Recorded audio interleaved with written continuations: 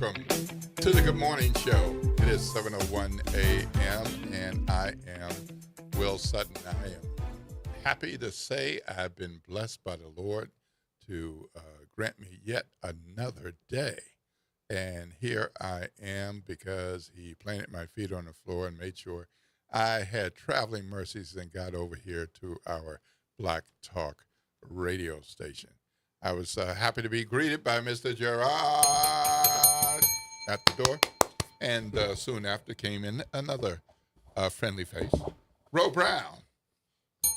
Give me a little bell, huh? First time I'm a little behind time, and he wants to put it all out in the street like I'm late. That's what he's trying I did not say that. Yeah, I did not say that. I was not late. No. Now what he's saying is on the one day that I beat him here. That's what he's saying. Okay, on the one day that I beat him here. You're trying to tell people that I'm late. Okay, all right, so I see what you're doing. I see what you're doing there. Oh boy.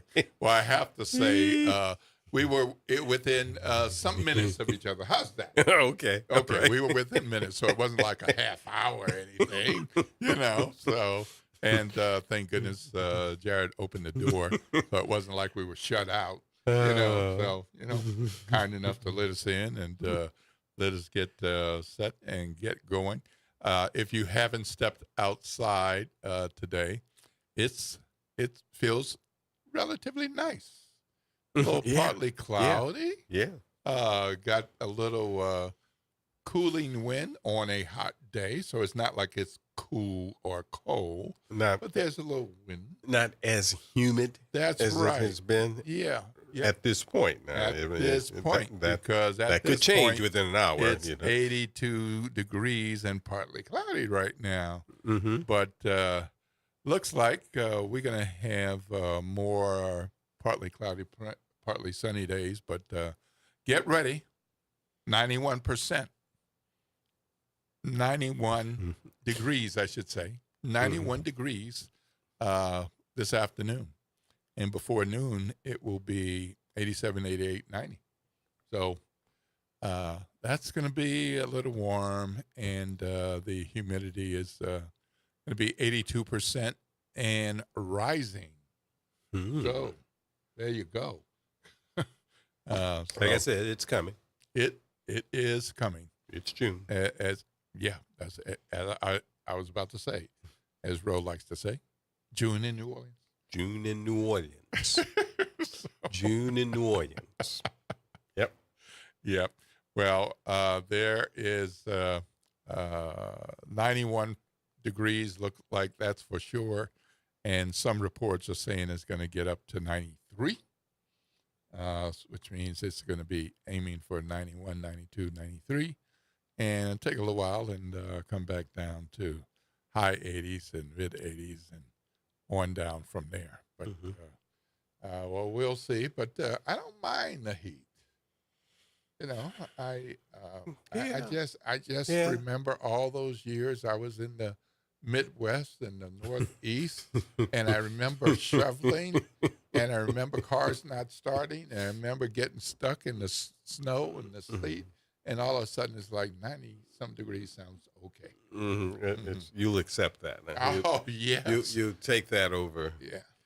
I know a number of people Chicago here may not have had the opportunity to put chains on your tires. Chains. So that you can maneuver through the streets. Chains, yes. They make chains to fit over your tires, depending on the tire size, so it can grip the road. Keep you rolling. Okay. But that means you have to put them on. So, you don't normally put them on like when it's bright and sunny. You put them on when it's coming down. Yeah. So another step you have to do for travel. Chains, sir. Yes. Coldest weather I've been in was in Chicago. Yeah. And that was what? January? Early January. Yeah. Where the Chicago River froze. Oh, yeah. remember some of those times. Mm-hmm. Yeah. Yep. And some of you all may have heard me say this before, but I remember July 4th weekend, July, not January, July 4th weekend, some years ago. We were living in that area, and I had to wear a jacket. Yeah. to Yeah. Go to Chicago.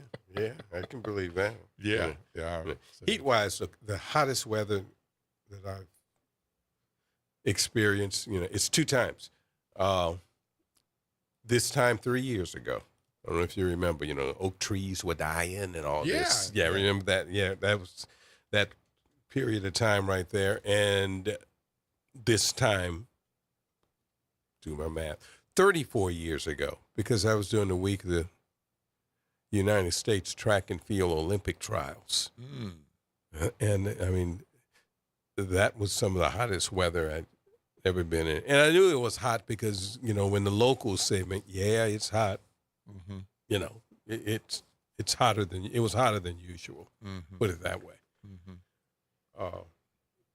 And that Chicago weather that I was in, it must have really been, colder than usual because it didn't stop, the locals from doing anything. Right. It didn't stop them from laughing at, people like me Mm-hmm. who couldn't handle it. But even they said, yeah, it's a little colder than usual. Yeah. Even they thought it was, didn't stop them from doing whatever they were going to do. Yeah. But yeah. Wow. Well, there is a lot of things going on in the news today, and we're going to have a news and information show that you'll want to stay tuned for. We're going to be talking to Jessica Dangerous Smith. She is the executive director of the Water Collaborative, and we've had a couple of wins for drinking water quality. That sounds good. Mm-hmm. All right, so I'd be curious to know how that got to be a win for water quality in the city. Wins in And the that's- Louisiana legislature. Yeah. Yep. And we're also going to be talking with Dr. Catherine Hempstead, Senior Policy Officer at the Robert Wood Johnson Foundation. She's going to be talking about something important to a whole bunch of y'all out there. That's Medicaid and the data that they collect in our state, and a little something about improper payments and fraud, abuse, things of that nature. So anybody on Medicaid or knowing somebody on Medicaid, you certainly want to stay tuned for that and check to see what she has to say, because nothing, it's easy just to let it go and think it's okay. Mm-hmm. But you pay a little bit of attention, you could be getting more, or you could be paying less. I mean, it kind of depends on your situation. So, meanwhile, the New Orleans Police Department are looking for a mom, a New Orleans mother, who has been missing since over the weekend. So this is a 46-year-old. This is the 30-year-old mom, Kira Aaron, reported missing Saturday night when she left her home to drop off her kids, and after that, she hasn't been seen. Last seen in the 2500 block of North Russia Blade, and she has been missing. So anybody who knows her, maybe you can be of assistance. Anybody who can say that you maybe have seen her somewhere, maybe you can help the New Orleans Police Department locate her and bring her back safely to her family. The police department number, if you have anything to add about that, is 504-821-2222, 504-821-2222. Errol, there's been some sports developments in the last several days and over the weekend and this week. And one of them is there's a American team playing soccer that I think some people thought they'd be out by now. Just based on history. Well, yeah, some based history. on history, I guess. But the way they've been playing, the way this team has been playing. Yeah, doing pretty good. yeah, but people that know a whole lot more about it than I know, have told me, and okay, usually there are 32 countries represented in the World Cup. This year it's 48. Mm-hmm. Okay, so we start with that. Which means there are some countries that wouldn't ordinarily qualify for the World Cup For the 32. who are in there. Yes. Again, there's 16 extra teams than usual. Kind Fortunately, of like a league's expanding playoffs. yeah, exactly. It's like, exactly. well, who isn't making it? Exactly. It's and then you've got to play against those expansion teams, and the expansion teams usually aren't as good. And the United States is in a group of teams that have like a couple or two or three of those teams, and those are the teams they played thus far. Now, having said that, they've looked very, very good playing against those teams, the way that they should look against teams that may not be as good. But anyway, they played two matches, and they won them both, and they've been impressive in both. And their next game is Thursday, and they'll play Turkey, which is another team that they should win. They've won their group already, so they're going to advance anyway, no matter what happens. So they Thursday. could lose this game and And still advance, yeah. Yeah, because they've got the group wrapped up. They break them. They Sort of break. like They winning break your them up into division. groups of 4. Okay, Sort of like winning then your you division. move on. Yeah, exactly. Okay. Yeah, and but no, they done well. Big crowds, large crowds. USA, rah rah rah, and all that good stuff. So so they're winning. But there'll be a point where you're gonna run into countries like France, and,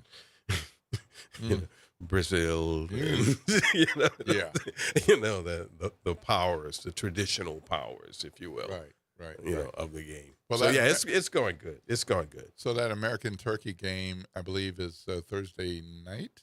I don't know. Okay. It's night It's or Thursday. afternoon, but it is Thursday. And that's in L.A. And let's be honest, it's probably night, okay, because of prime time, and they want people to look Yeah, at it on right, television. yeah, So I'm pretty sure it's a night game. Right. Yeah. Right. Yeah. And it's in L.A., Right. which means there are going to be a lot of folks out to see that game, Yeah. and probably a lot of Turkish people coming out for that game as well. Yeah. I mean, soccer people don't like to hear me say this, but for more than 50 years now, every year I've been hearing that soccer is going to overtake football. Ain't happening. Okay, it's and no, it's a fine at this game. time of year. Yeah, exactly. At this particular point, it's the fastest growing sport. And all the kids are playing it, and that's true. They are playing it, but they stopped playing it by about 10 years old. Yeah. Okay. Some might make it into high school. Yeah, exactly. And not to belittle the sport. I mean, it's for the rest of the world. This is football. Yes. Whether we Americans understand it or not, we are hosting the largest sporting event in the world outside of the Olympic Games. It's bigger than the Super Bowl. It is. Okay. May not be to us. Say that again. But it is. It's bigger than the Super Bowl. Which is saying a lot. Yeah. It's bigger than the Super Bowl. Most of the rest of the world does not care about the Super Bowl. Right. Okay? Right. Yeah. We do. Yeah. But the rest of the world, this is it. Yeah. Okay? What's going on now? And so they have multiples of the Super Bowl Yeah. in terms of attendance and viewership. Yeah. It's, all those people you see in those stadiums, that you see in these matches, those aren't all Americans. No, no, no. Those are people who came here for this. Yes. Yeah. Yeah. Came to this country for this. Yep. And hey, that's just facts. Right. It's Right, bigger right. than the Super Bowl. Mm-hmm. May not be to us, but it's to the rest of the world. It is. Yep. Yep. Well, that's great. And there's some other sports things I want to talk about with you, but we're going to have to leave some of that into other parts of the show. But I got. can you? Well, okay. Go Go ahead. Go ahead. No. I think I I'll know wait. what you got. No, please. I'll wait. We got 3 minutes. Okay. You saw the parade for the New York Knicks Yes. last week for winning the NBA Finals. Yep. Nice parade for New York. They think they do parades better than any other city. Yeah. Right. Anyway, yeah. And it brings me to, one of the young men on the team, Mitchell Robinson, went to Chalmette High School. Yeah. The morning after the Knicks won the finals, he just put it out there. He said, we got a big parade Thursday, it'd be nice to have a parade down in St. Bernard Parish. And on Thursday, they're having a parade in St. Bernard Parish for Mitchell Robinson. Yeah. So that's happening. So Yeah. congrats to him. Yeah. Congrats to Chalmette Owls. Absolutely. Wonderful to Mr. see. Warner. I don't think Mr. Warner's a principal anymore. He was a principal for 50 years. But, Wayne Warner, Miss Munt, all those people who've been down there for years and years teaching people's children. Yeah. So that's good. Mitchell's going to have his parade. Yeah. Well, Just wanted to make sure I got that in. he deserves it. Yeah. He deserves it. Yeah. He deserves it. And not that often that you can say we birthed a NBA champion. Well, we really didn't birth him. Well, and that's okay, because he was only only there for a couple years. That's So he true. moved from Florida, Florida. Yeah, right. but he's from here. Well, He's from here, and Chalmette launched he him. claims here. He doesn't. I rarely hear him say anything about Florida. Yeah. Where he came from. I mean, it's he's here. Yeah. And from here. Yep. Played 2 years of high school basketball here, and so yeah. And that's going to be a early evening event about 6 p.m. You're right. In the former Big Lots on West Judge Perez Drive. If any of you all want to catch it there, they'll be parading from there over to the high school. If some of you don't want to do the parade, I guess you can go on over to the high school and wait for them to come. Yeah. It's not that far. Yeah, I mean, it's not a long route or anything like that, but it's, I don't want to put the people's show together for them. There'll probably be something at the football stadium or something. Yeah, right. And it ends there, I assume. Yep. Absolutely. Congrats to him. Yep. Well, we got more sports news and information, and there's something happening a little later today, and there's other pro sports news, so we'll get to some of that as well. It is 7:20 a.m. I'm Will Sutton, and here with me is Ro Brown, and we're going to get some calls in. I want to make sure we got some scheduled guests, and we're going to be talking with them about particular subjects. If you are on topic for one of those subjects, give a ring, or otherwise, when they're wrapping up, give us a ring so we can get you on WBOK's Good Morning Show. Ro, what's that phone number? The number is 504-582-9422. That's 504-582-9422. All righty. This is WBOK, 12:30 a.m., what New Orleans is talking about all day long.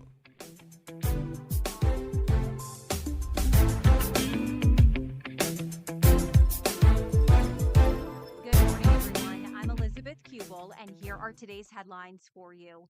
Cleanup continues after a confirmed 9 tornadoes touched down in southeast Louisiana last week. Volunteers were in Avondale over the weekend, providing meals and shelter to those who needed it.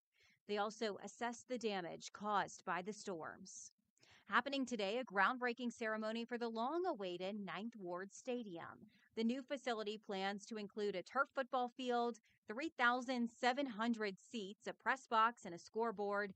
It'll serve as the home for George Washington Carver High School, but will also be open for use to all New Orleans public high schools and middle schools. That groundbreaking ceremony is set for this morning at 11 a.m. And early voting is now over ahead of Saturday's runoff election, and we are getting a better idea of just how many made their voices heard. Statewide, over 151,000 people cast their ballot, a sharp drop compared to the last early voting cycle in May. Over 100,000 less people showed up early to vote compared to last month. And that is a look for you at today's headlines. I'm Elizabeth. Hello, friend. Tavis Smiley here with a special announcement. You can catch my show at a new time. Weekdays from 1 p.m. to 4 p.m. Same great topics, same great guests, same great conversations, just a little earlier in the day. It's Tavis Smiley, weekdays 1 to 4 p.m. only on WBOK 1230 a.m. What New Orleans is talking about. Climate Hope NOLA presents this month's climate keyword, adaptation. Climate adaptation means preparing our communities for stronger storms, hotter days, flooding, and rising water. That means planting trees, restoring wetlands, protecting homes, and helping families recover stronger after disasters. In New Orleans, resilience is part of who we are and how we survive. Learn more, stay informed, and take action with Climate Hope NOLA. Visit Team Hope NOLA on Instagram to learn more. This is Andronika Morris, host of Put Housing First. Join us every Tuesday at 12 o'clock, where we will discuss how housing affects every aspect of our lives and what's necessary, what's needed to guarantee housing for all. Join us every Tuesday at 12 o'clock as we dig down deep onto the issues that affect all of us. The Ron Kelly Show. Real talk, bold truth. Tune in for your weekly dose of unapologetic conversations that don't dodge the truth or dilute the message. Stay informed on the issues that matter most on The Ron Kelly Show. Every Monday at 8 p.m. on WBOK 1230 a.m. Good morning, wake up. The Good Morning Show. Good morning. On WBOK.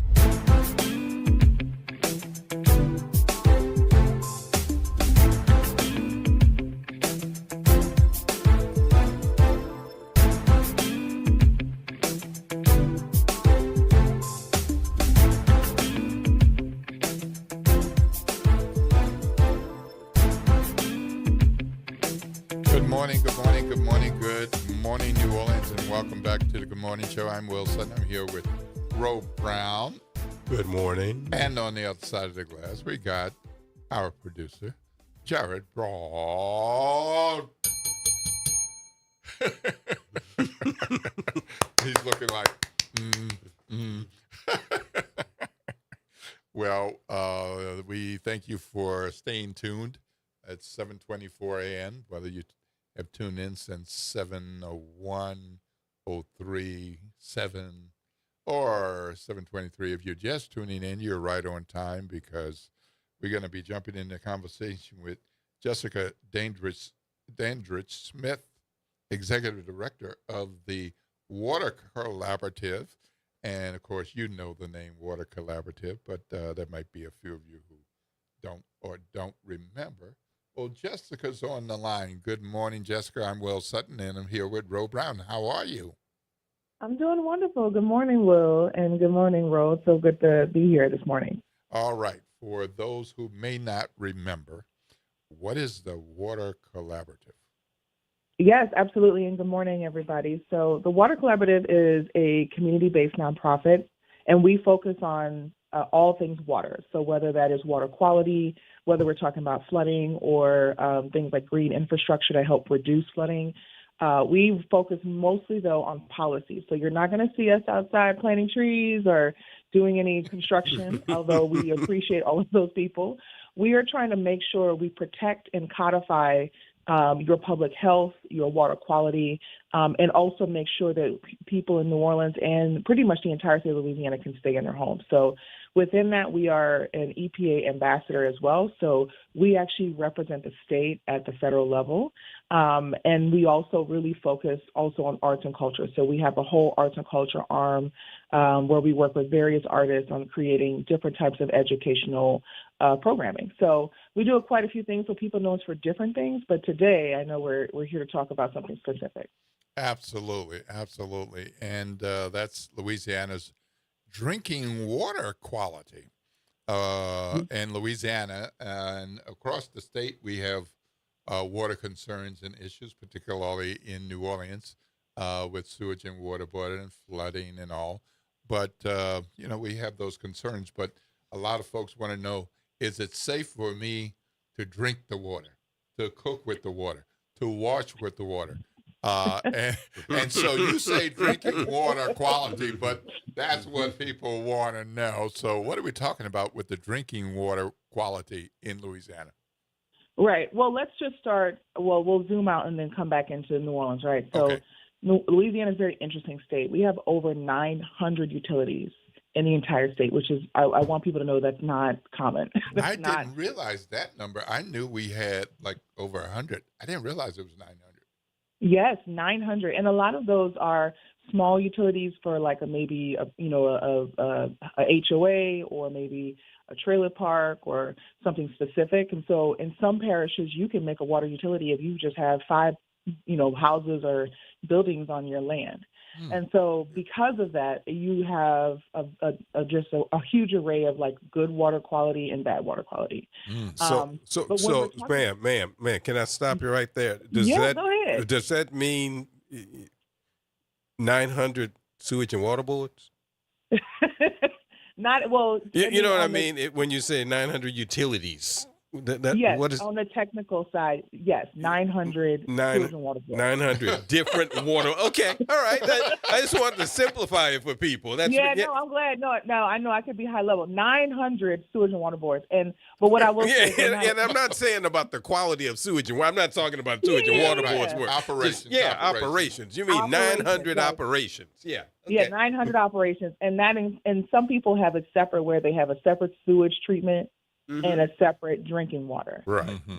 All of it in New Orleans is unique because all of it's combined also with drainage, which is a very unique situation. But in every other parish, some people just have one, they might have both, they might be separate. And again, for context, Sewage and Water Board is the largest utility in the state. So while we're saying 900 sewage and water boards, we're talking about some people having 5, 10 properties versus, over 300 plus thousand customers. Gotcha. Yes, yes. That's a good question. I'm glad you stopped me. And then the other part is about, you asked, can you drink the water in New Orleans? And the answer is absolutely yes, with a caveat. Here we go. With a caveat. And in fact, I'm going to give Sewage and Water Board their props. They actually have some of the best water quality in the state. And we give them well. They do. I know people don't want to think that, but it's true. They really do. They really do care over there. Their water quality team. The issue is at Carrollton Water Plant, and at the Algiers Water Plant, the water is pristine, and then it leaves.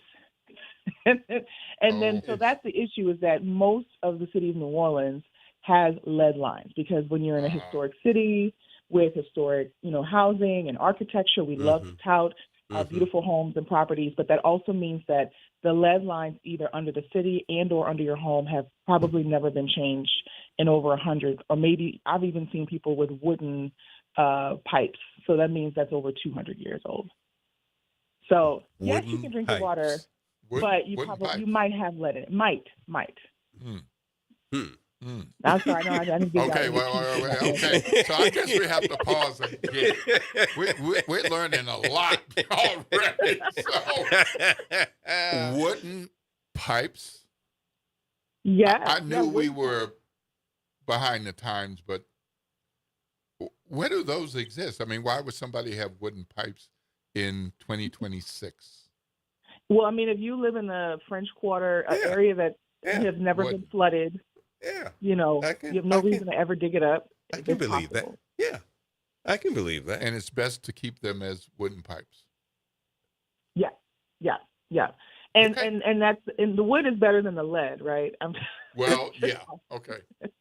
Right. But I mean, at the end of the day, we want to modernize the whole system, right? And so Oh man, putting a PVC pipe in that is more modern, that's I, more I'd focused love to on see drinking that. water and water quality, because even those wooden pipes might be deteriorating, probably deteriorating. And so Oh we really want wow. the whole system to be upgraded to meet with the times. And I think you may have asked why, right? I mean, I think Right. it's been in the news every day. I think, Sewage and Water Board has been running at a deficit for many, many years. I mean, probably longer than I've been alive. But the difference is that they haven't told residents that they were running at a deficit. A lot of times, my grandmom would say, "Oh, my water bill used to be low, and now it's not." It's unfortunately, I guess, the equivalent of them gaslighting you. They should have been charging you more a long time ago. And so now the chickens have come home to roost, and now the Sewage and Water Board has a $2 billion capital investment deficit. And that's for all different types of infrastructure. We're not just talking about the pumps. We're talking about just getting you the best water quality. We're talking about sewage. We're talking about pipes, canals, et cetera. So it's a lot. When you have the biggest utility, also means you have the biggest amount of responsibility. But yes, so there's a lot. I'm a water utility nerd. I'm happy to talk more about all the ins and outs of Sewage and Water Board. But your water quality, a lot of it has to do with the pipes that are in your home, and less to do with coming out of the water treatment plant. Mm. Is plastic better? PVC pipe is a type of human-safe plastic pipe. And that's what pretty much all cities in the United States are moving toward, because it's less susceptible to movement. The issue is that our city's sinking. It's always, we have no rock under us. And so when you have a lead pipe or any type of metal pipe, whether it be copper or anything like that, terracotta even, it will break and it'll crack. And when lead is cracked or broken, it releases more lead into your system. But also, it causes water damage. It could cause sewage leaks. It has all kinds of other problems associated with it. I mean, even my house where I live, we had a terracotta pipe for our sewage, and we started having sewage backups because the pipe broke. And I'm sure your listeners have probably had that experience or know someone who has.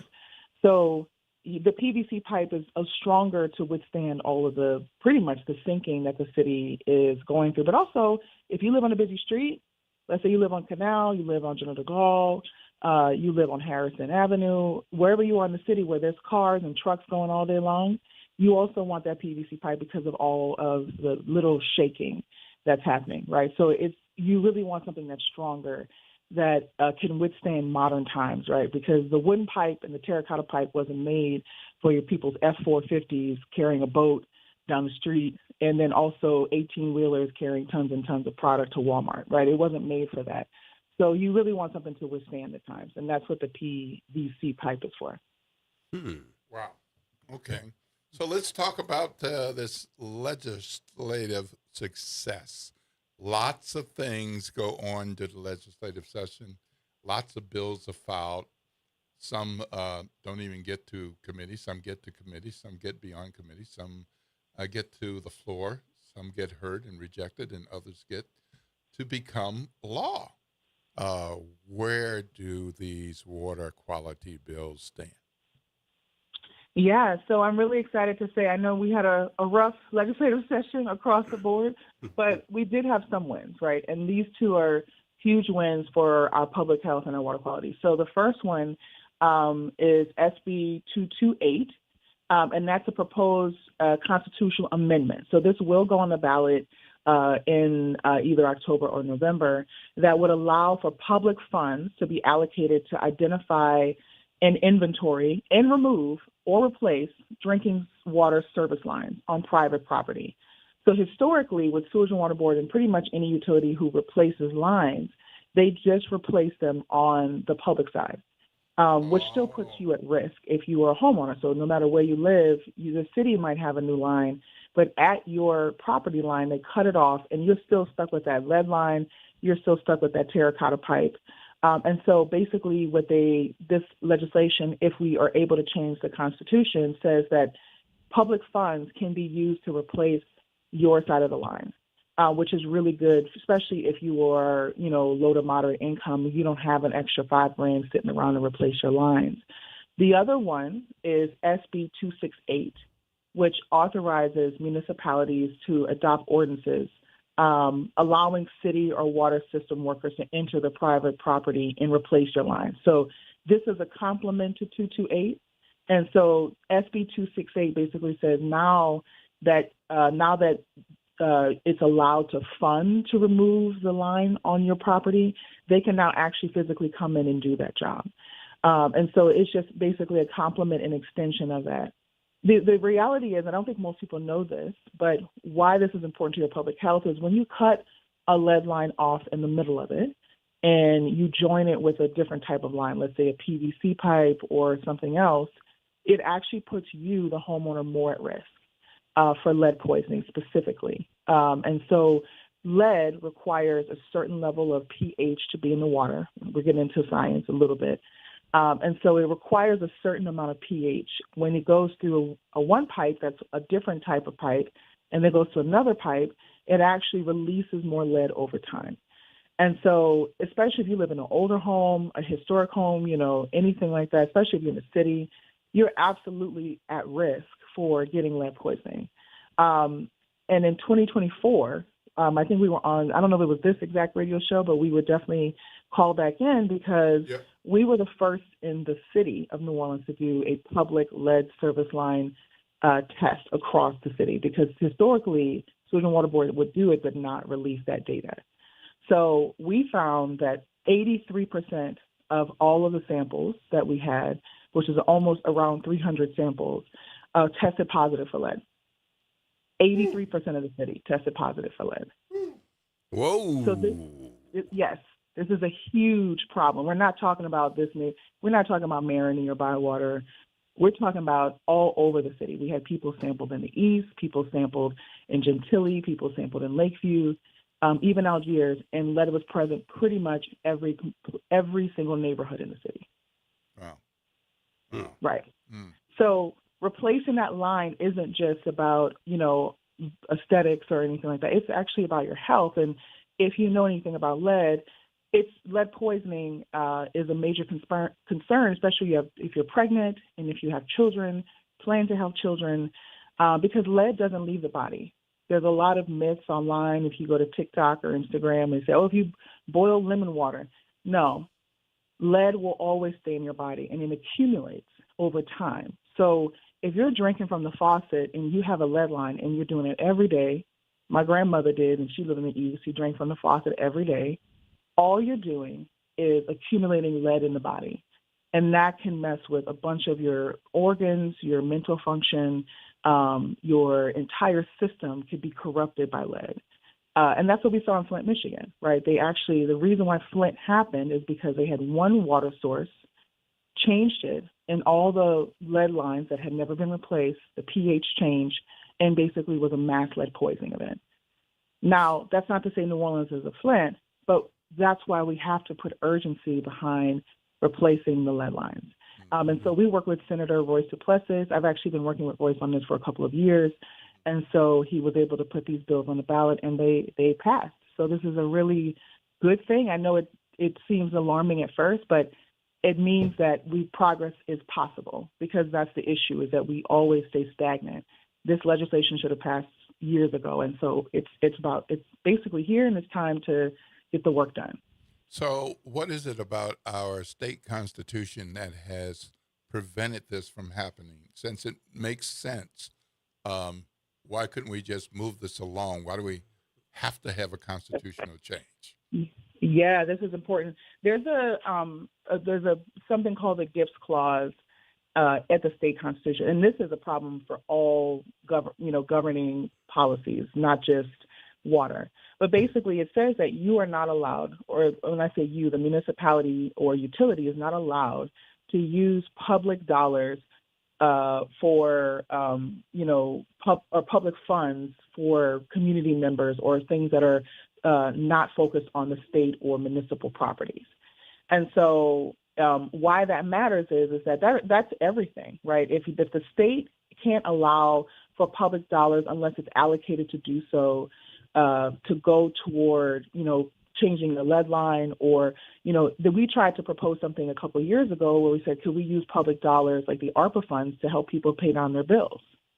And it was struck down because of this gift clause, because this gift clause prevents people from accessing more of the programming. So when you're looking at states like New York or California, and they say, oh, we gave all of our residents X amount of dollars to help them with, this particular issue, the gift clause is one of the biggest hurdles across the board. So SB 228 is a constitutional amendment that's just one amendment. Unfortunately, it's not across every single aspect of living in Louisiana, but it allows at least for the removal and replacement of lead lines on private property, because it only allows for public use. So now private property is your home, money that the Sewage and Water Board or any utility that you may live under may get from the federal government to replace lead lines. You now will have access to using that funding, or the utility can allocate funding to your property to say, hey, we're just going to replace the whole line instead of just replacing what's on the street, which is a public health risk.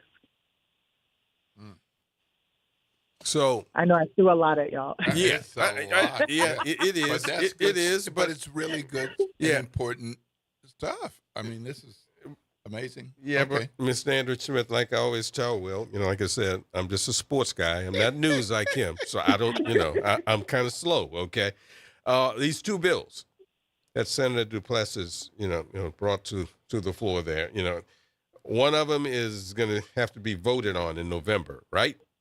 That's correct. One will have to be voted on, and that's the one I mentioned, SB 228. Okay, so 268, that can be signed by the governor already? What? Yes, and 268 will be signed by the governor.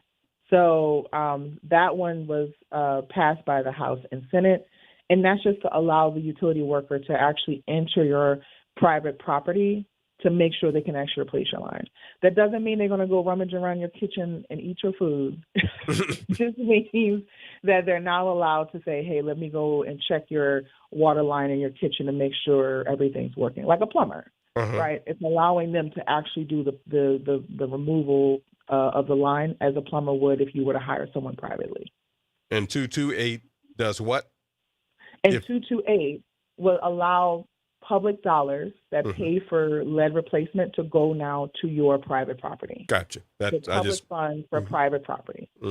I just want to, and I've got one other stupid question, but save time at the end for it. And no, it's just have you ever seen wooden pipes? Have you seen it? Oh yeah, I've seen it. The first time I saw a wooden pipe was actually at Sewage and Water Board. They had one memorialized at the water treatment plant. But I've actually recently saw a wooden pipe.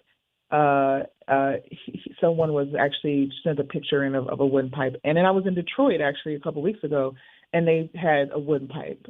So it is much more common than we think it is. Yeah, I can believe that. It's pretty cool. I can believe in the French Quarter, they're wooden pipes. Yeah. Yeah. Oh yeah. I can buy that. Yeah. And I guess they were. I mean, they were effective. I mean, at the time, it was revolutionary to be able to move water with wood. It still is, to think that wood can do that job 100 years later. But that doesn't mean we don't need to update our system. But it is cool. If you have a wooden pipe, let us know. I would love to know. Who Cypress. has one? Okay.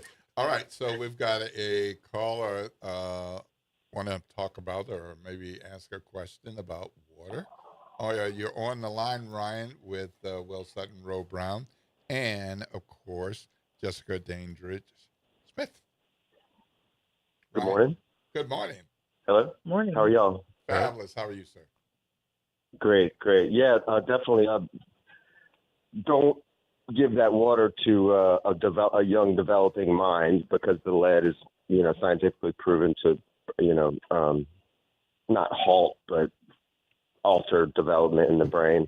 Some of us older cats can take a certain amount of lead. That's no problem. We'll filter it out, but our brains are somewhat developed at this point. I do thank you for the work that you've done. Obviously, I did want to note that they put in a back door on that, and saying basically to sue for negligence, to sue private companies or public utilities I believe, I forget what bill it is, but I believe it needs to be signed by the governor and the committee chairs. Possibly the whole committee needs to sign off before you can sue one of these companies for negligence. I'd call it criminal negligence at this point because, you're dealing with so many people's lives. Anyway, are you aware of that? I'm not aware of that. What I will say is that when you're talking about lead lines, because we worked with people in Flint, Michigan, and Detroit who have been really working on this issue for a long time, it's really hard to sue for negligence with lead. And the reason being is that it was the standard, right? It wasn't like it wasn't like certain individuals were like, well, we knew, and like how other things are, like cigarettes. It was believed to be the healthiest option for people's public health. And then in 1986, I believe it was, that's when that shift started to happen. The other thing, too, and to your point about negligence, I mean, there is negligence. Don't let me get me wrong, but it's not necessarily with your utility because utility gets direction from the federal government. So the federal government tells the utility what they have to remove, what they have to test for, what they have to clean, and the utility follows suit. So what happens is with lead and a lot of other things is that the federal government stopped giving money out for these issues. It's a misnomer that utilities are responsible for all of this financially. Since the 1970s, funding for utilities dropped almost 90%. So it used to be that Sewage Water Board would get a grant to cover the things that matter to you, to our health. And now Sewage and Water Board has to constantly take out loans. That's the only thing they can access is loans for the most part. So when you're talking about who to sue and who's responsible, it's the federal government who would be responsible because they're the ones that say everybody needs to put in lead lines. I mean, right, back in the 70s and 80s. Everyone needs to follow the standard. And this it's not just water, it's air quality and everything that the industries in Louisiana are producing and then therefore messing with our environment. So the bill that I'm talking about it's like all encompassing for private companies, public utilities, all of it. Now it needs to be signed off by a bunch of people who have been lobbied in order to protect big money interests. And I apologize for getting off subject, but it's pretty much all encompassing. But thank you. I mean, whatever y'all done is a step in the right direction, obviously. But I just wanted to note that because I think they threw in a back door as usual. That's what they do. All right. Right. Absolutely. All right. Thank Thanks, you. Brian. Appreciate that. Thank you. Okay. So I know we're going to have to wrap up soon. I have a question about November. Here we are in June with a June 27th election. We just closed out early voting. We're going to be talking to Orleans Registrar Lisa Manning Bridges soon. I don't expect exciting news about the turnout. There will be a Senate election on the ballot. There will be congressional elections on the ballot and some other things. Is there going to be a way that people can be so excited about this that they'll vote on this in larger numbers than they might vote for a Senate candidate or a congressional candidate? I think you broke up a little bit on my end. Okay, I'm sorry. I think it was me. I think it was me. Oh, okay. And my question is, can people possibly get more excited about this as a quality of life issue, and more people vote on this issue than might be the number voting for the U.S. Senate or Congress? Oh, yeah. I mean, I think that to answer your question, I mean, this is an amendment of the whole state. And so I think it's important to remind people, no matter what parish you're in, but especially in Orleans Parish, that this is not just about you in the moment. You're voting on future generations. You're voting for your children, your grandchildren, and you're voting on the livability of your city. Because if we can't replace the lead lines all across the city of New Orleans and all across the state, is this place going to be, livable in terms of is this going to be a place where you want to raise a family in 10, 20, or 30 years? And I think people should be excited about that because we don't oftentimes get something on the ballot that's about, our futures in terms of like our children and our families' public health and your public health, right? No matter what you're consuming, you should be protected. And this is also the first time we're talking about, hey, this is a program. There will be programs for you to get your lead line replaced on your property. Mm-hmm. That is unique, and people should really be excited about that, because unless everybody has $5,000 laying around, this is going to be a huge, financial saver, whether you get the whole thing covered, half of it covered. Something is better than nothing. And so this is two reasons for people to be excited across the state to show up at the ballot for this. Wonderful. All righty. Well, thank you very much for educating and informing us. 900 separate sewage and water boards. Yes, that is the number one fact we're going to walk away. I mean, it's important to know. I'm sorry I ruined it for you. No, you didn't. Not at all. And you don't have to say it. I'm okay with it. Yeah, you don't have to say it. I'll say it. Some are better than others. So, and I'll also say that in the state of Louisiana, I have lived in New Orleans, but I also have lived in other places, including West Monroe, Grambling. And there is a difference with using the same lines versus separate lines, and one bill versus two bills. I'll leave it at that. Mm-hmm. But people need to. And before anybody from Sewage and Water Board calls, you did hear Ms. Standridge Smith said that they have some of the best water quality around. That's right. Indeed. That's right. Indeed. Trust me, if I said something wrong, don't send me an email. Don't worry. That's right. All right. You would. All right. Well, we're going to take a break, and when we come back, we got some more news and information. Ms. Jessica, how can people reach out to you or the Water Collaborative to find out more about these two bills or water quality and what you're doing generally? Absolutely. You can always go to our website. It's very easy. nolawater.org. It's that easy. Or we are on all social media platforms, Instagram, Facebook, as well as Blue Sky, Twitter. So anyway, we tend to reach out, and people reach out to us all kinds of ways. And so we are pretty responsive. So we hope to hear from you all. All right. Very good. All right. Well, we're going to take a break, folks. Thank you so much. Lord's blessings, and have a great day. All right. Thank you, guys. Have a good day. All right. Bye-bye. That was quite a segment. All right, we're gonna break because I guess I could talk about the 900 and some of this other stuff more, but we over time for a break. So, Mr. Rowe, what is the talk line number for those who want to call about water or anything else? 504-582-9422. That's 504-582-9422. All right, this is WBOK 1230 AM. What New Orleans is talking about all day long.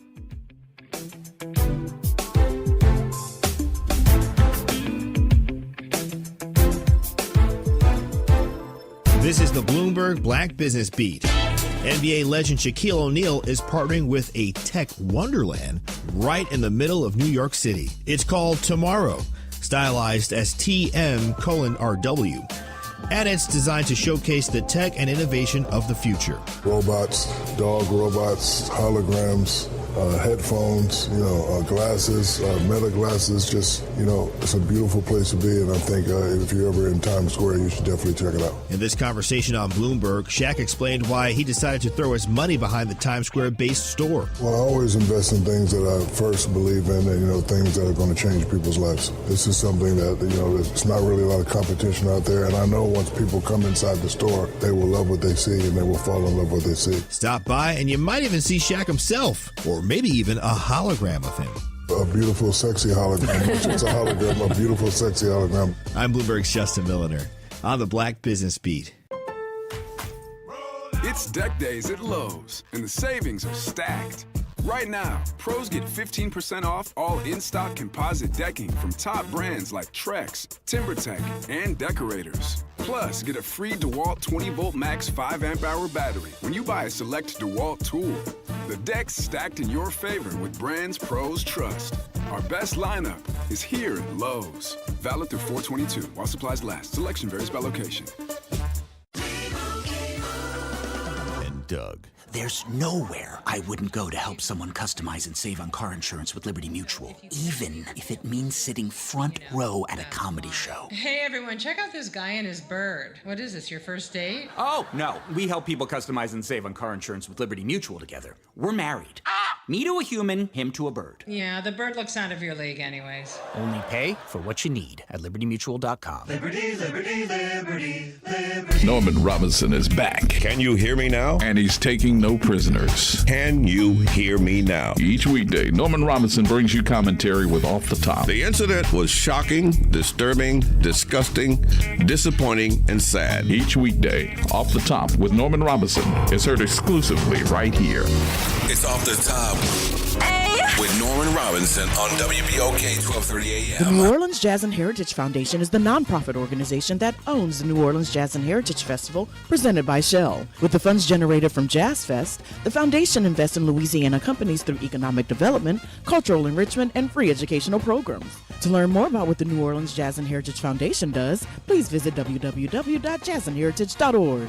Life has a way of shifting priorities, changing needs, and pivoting plans. Home Bank is there for all of them. Their bankers partner with you for every step along the way, from understanding your needs to celebrating your success. Home Bank is invested in the vibrant spirit of our community and in you. So partner with them. Stop on by any banking center in the greater New Orleans area or visit home24bank.com to get started today. Good for business, good for life. Home Bank, a member of the FDIC.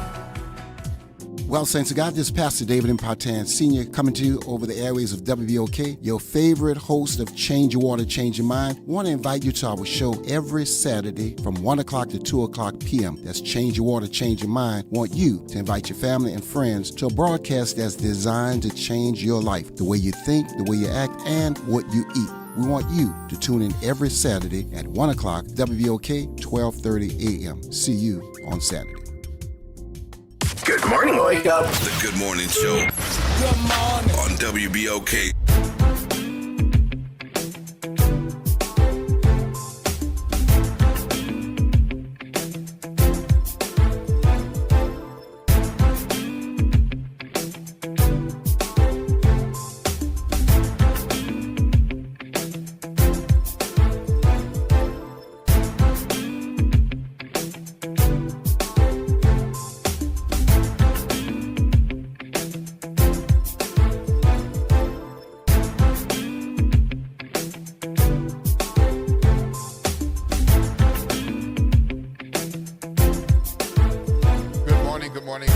Good morning, New Orleans, and welcome back to the Good Morning Show. I know some of you all have been in tune with us since early in the 7 o'clock hour and some a little bit later. But if you're just tuning in, you're right on time. We got some good things now and coming up.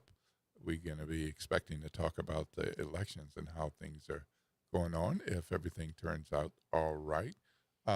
It is 7:59 a.m.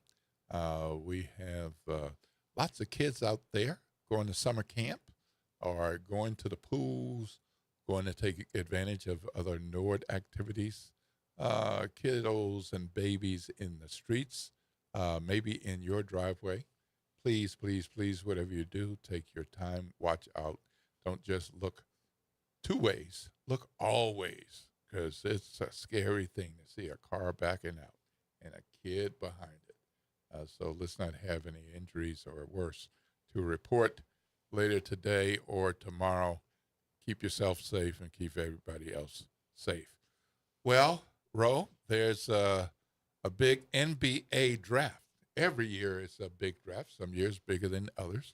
And every year there are teams in the draft and looking to make their team stronger. And I guess sometimes they look at the draft and try to figure out who they're going to trade or who they're going to swap with to move up in the draft, or they're going to move somebody out and then get somebody in through the draft.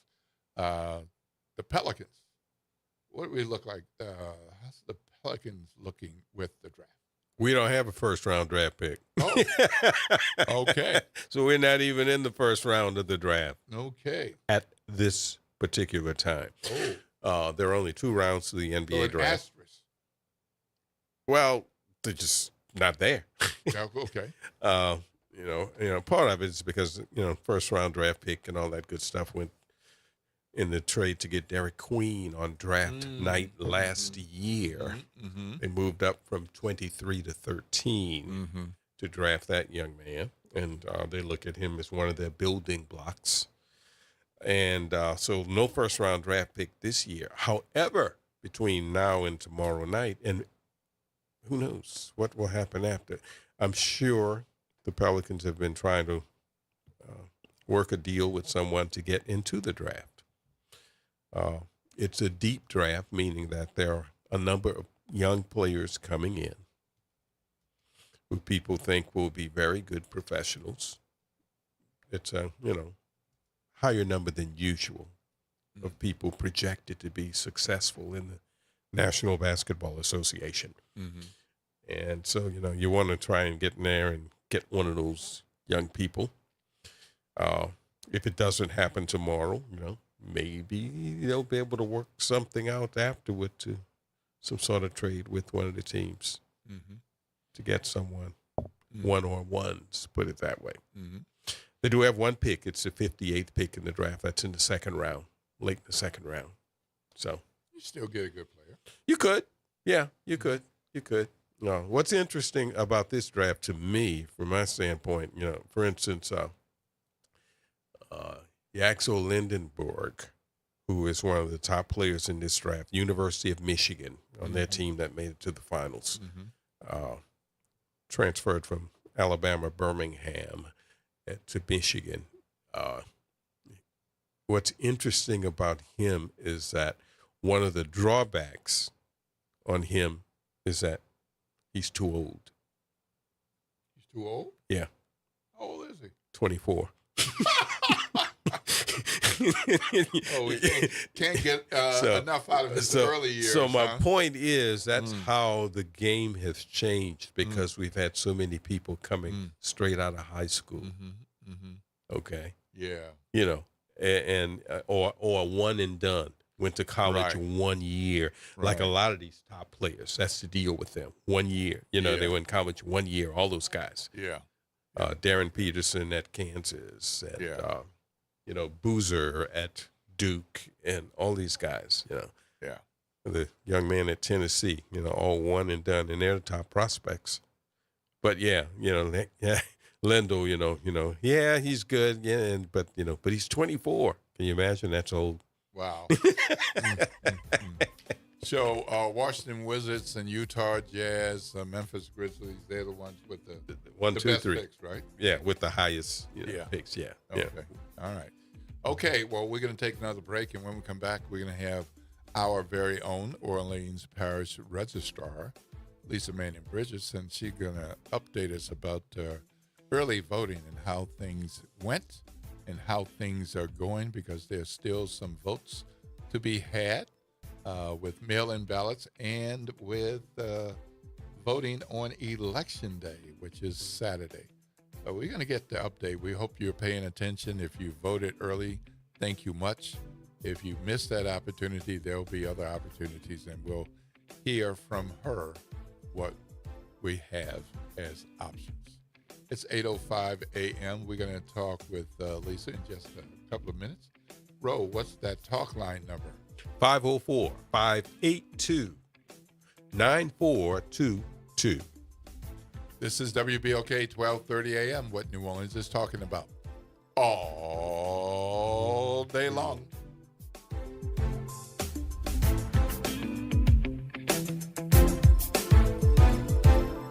WBOK New Orleans, home of the Good Morning Show, 7 to 9 a.m. weekdays. Here's what's trending this hour. The man accused of killing Charlie Kirk is back in a Utah courtroom today as legal tensions rise. Tyler Robinson's defense team is asking a judge to hold the prosecutor in contempt, alleging he made public comments about Robinson's guilt. Robinson faces charges in the September shooting at Utah Valley University, and prosecutors are seeking the death penalty. A key hearing is set for July 6th, where prosecutors must present enough evidence to move the case to trial. I'm Bree Wood with What's Trending. Good morning, Wake Up. The Good Morning Show. Good morning. On WBOK.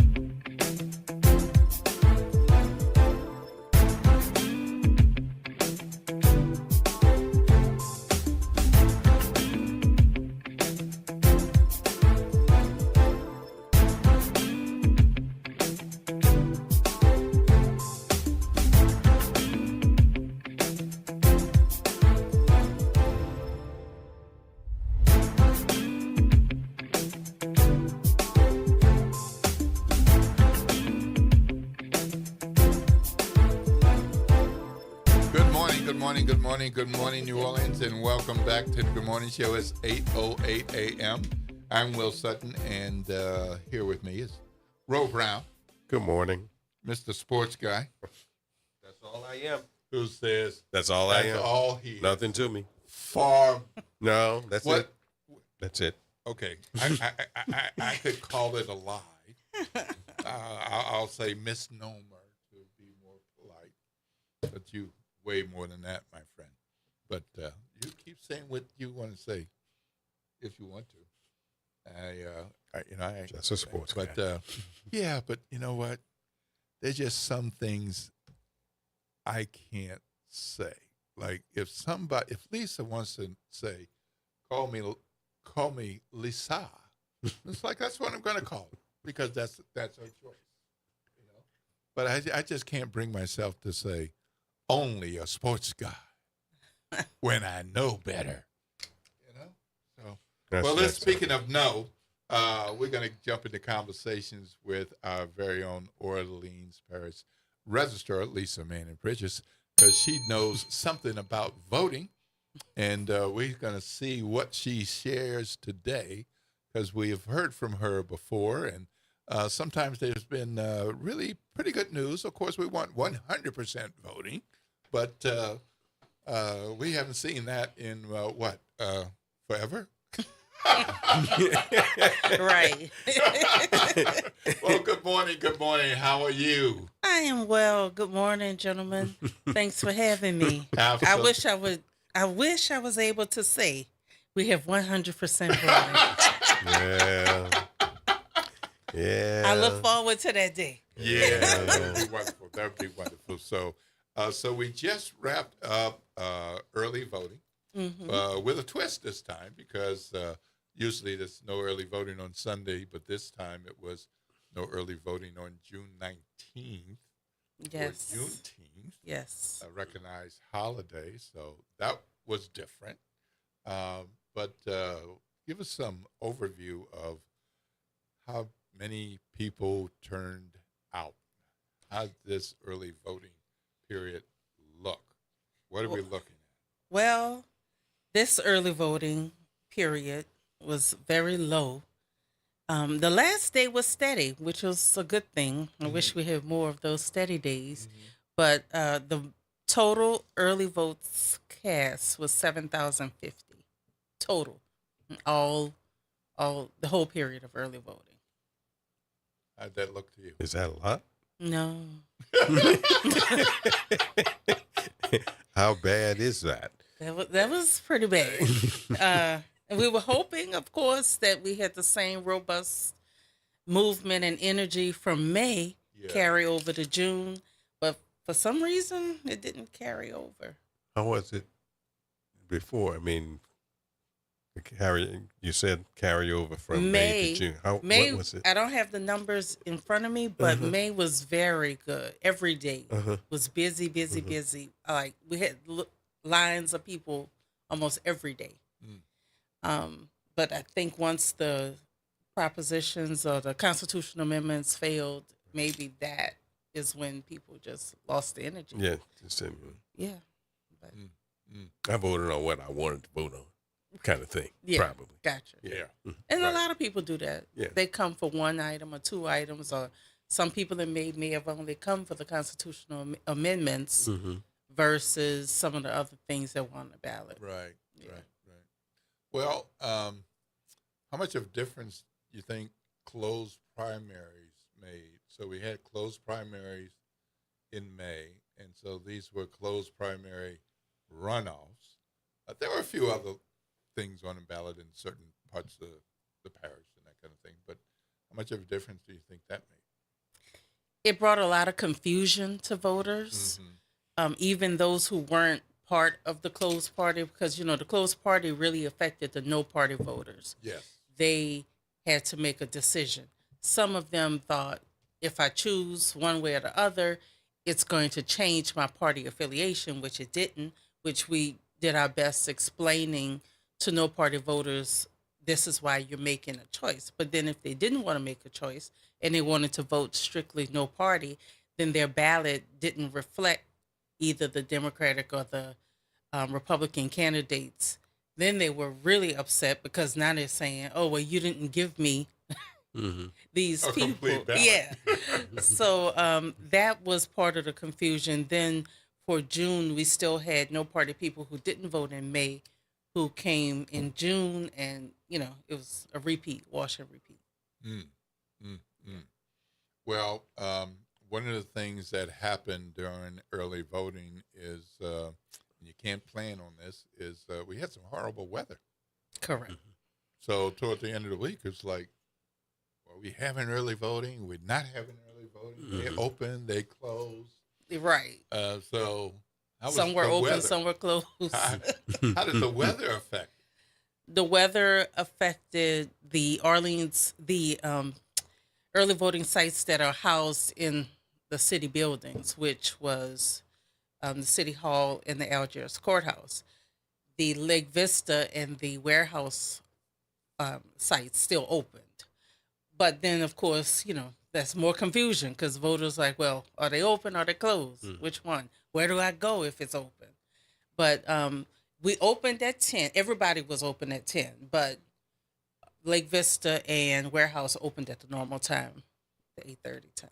Yeah. But that also, like you said, brings confusion because people don't know what's going on. And you want staff as well as the citizens to be safe in the weather. Well, I voted early, and I voted at Lake Vista. And when I went, the internet wasn't working, so we had to go through the paper process. Yes. And I was like, what are we doing?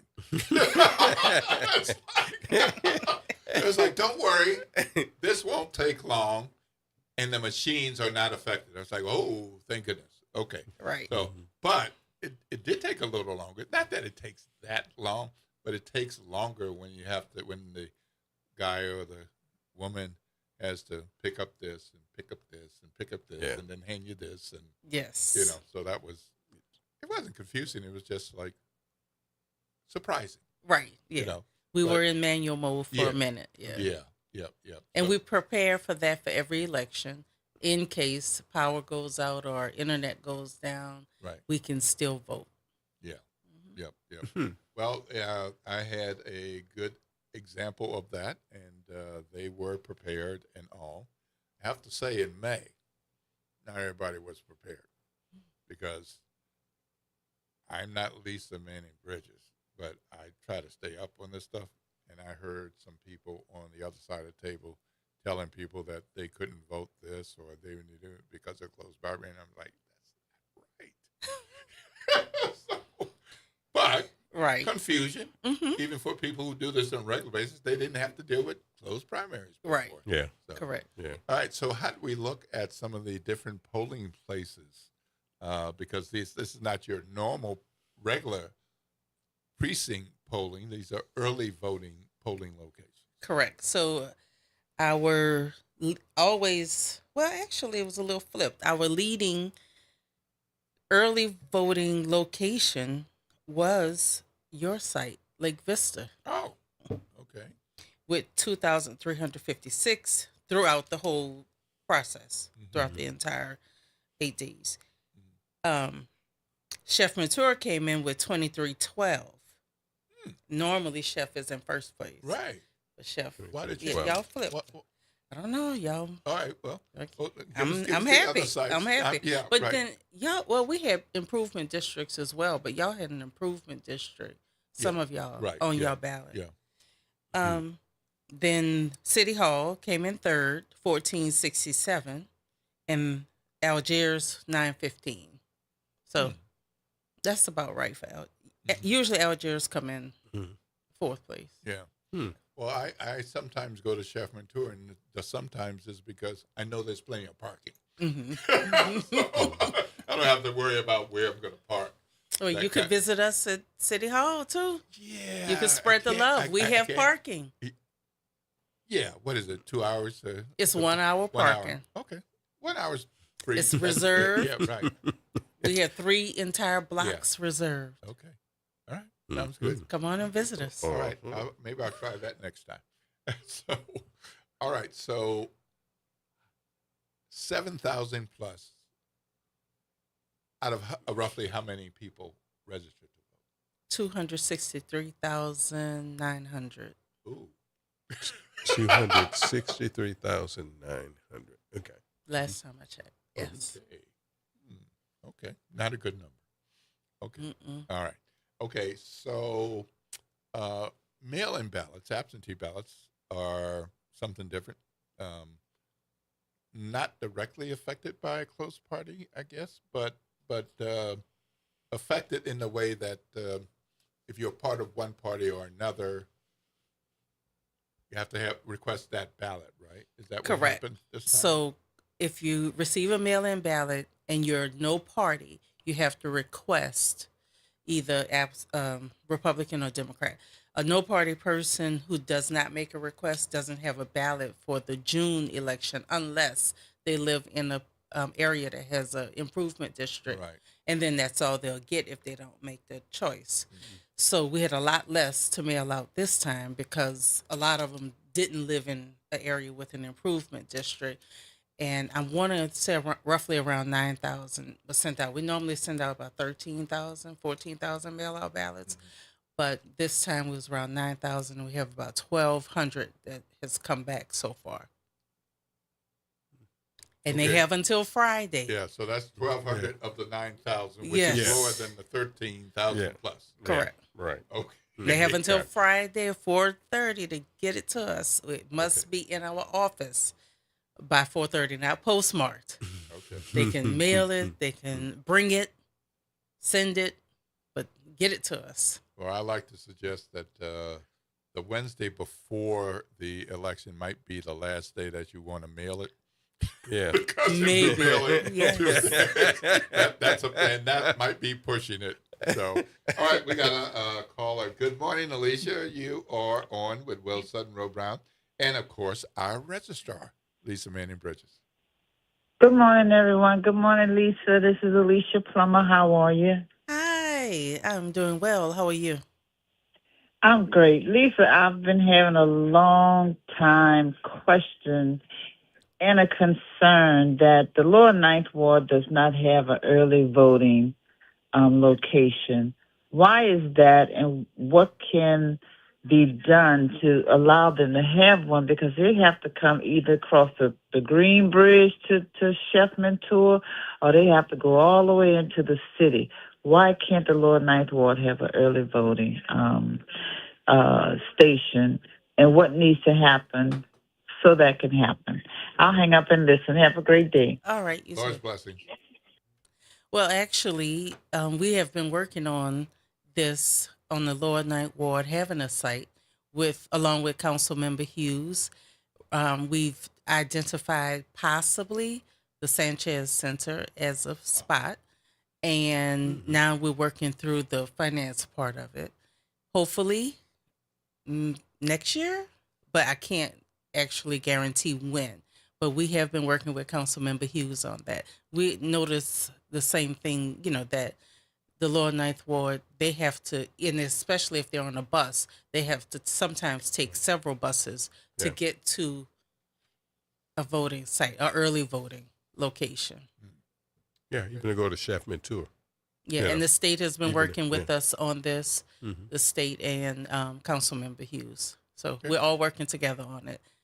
Thanks, Miss Alicia. All right, so can you tell a difference with the early mail ballots, the number of Democrats versus Republicans for the closed party runoffs? A difference in it? Yeah, I mean in terms of numbers, were there a lot or a few Republicans participating in the runoff compared to the May closed primary? Any comparisons with? I with do the not have Republicans? the Okay. comparisons on that, because if they voted in May, whatever they voted in May, if it's a no party person and they went over to Republican or they voted Democrat, then it stayed that way Right. for June unless they made a change. Or they didn't have to show up to vote. Correct. They could have voted in May and then said, well, my person Correct. didn't win. Correct. That may be why we have such lower numbers, also coming in. Okay. Yeah. All right. Wonderful. Well, thank you for coming in and enlightening us. Voting is still available, especially if you've already requested a mail ballot. If you haven't requested one, is it too late? No, they can still request it by Wednesday. Okay, request it by Wednesday, but then you're cutting it close to get it back. Correct. So you can request by Wednesday, and one of the reasons people don't return them is they change their mind. So you can have it, and you can vote early, except that period's over, or you can vote in person on Saturday at the polls, correct? Correct, at their polling location. Right, okay. All right, well, thank you very much, and we appreciate it. I'm Will Sutton with Ro Brown. It's 8:23 a.m. We got some more time to go before we get out of the way and make room for the front porch. We're going to be talking with Dr. Catherine Hempstead, Senior Policy Officer at the Robert Wood Johnson Foundation. And we're going to talk about something that a lot of y'all want to know, Medicaid. So let's hear about that momentarily. Ro, what's that call-in number? Area code 504-582-9422. This is WBOK 1230 a.m. What New Orleans is talking about. All day long.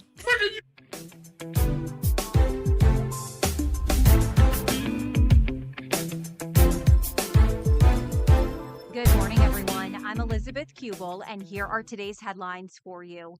Cleanup continues after a confirmed 9 tornadoes touched down in southeast Louisiana last week.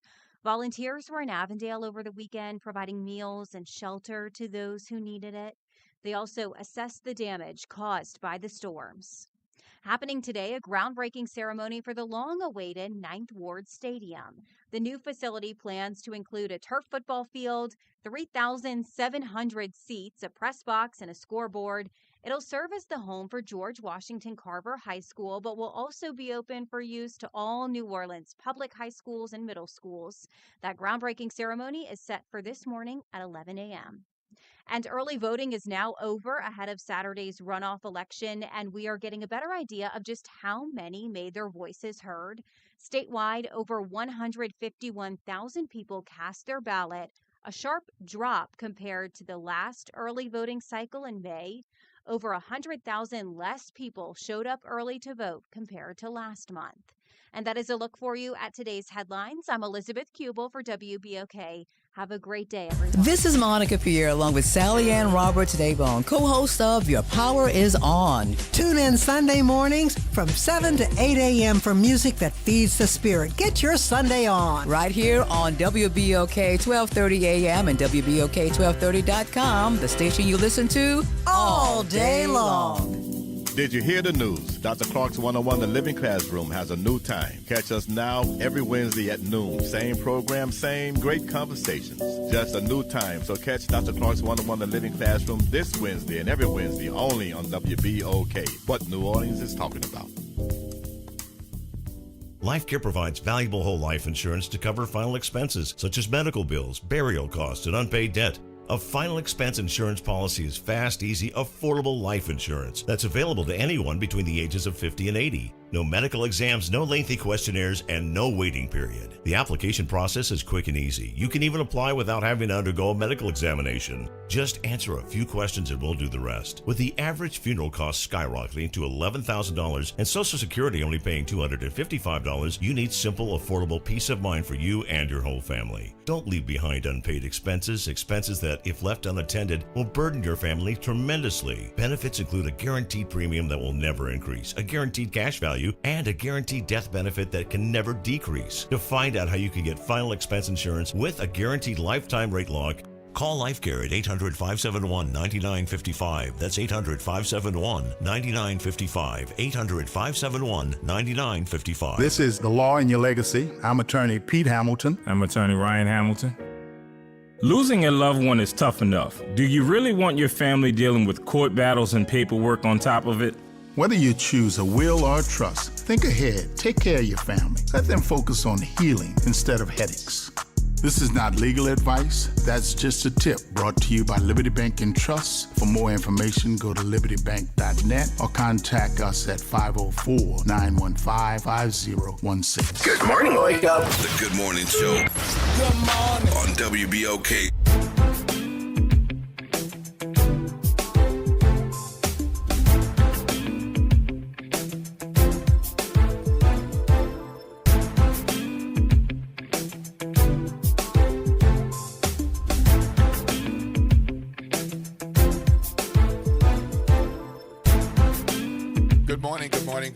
Good morning, New Orleans, and welcome back to the Good Morning Show.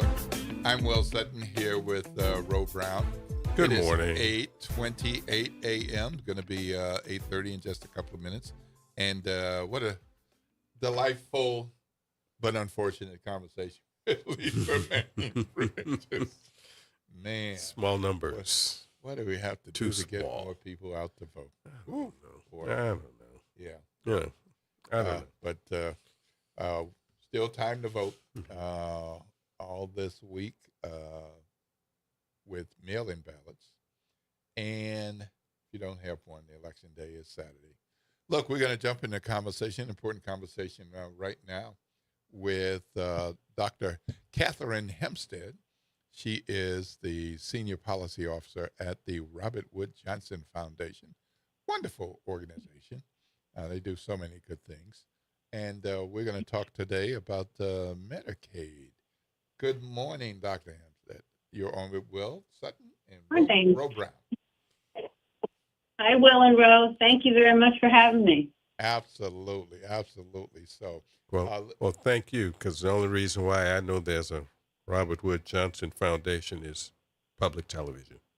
But go on. And so thank you for that, because I'm a public television guy. Yeah, right. All right. Good. All right. So for starters, we certainly have had you and colleagues on the program on the Good Morning Show before.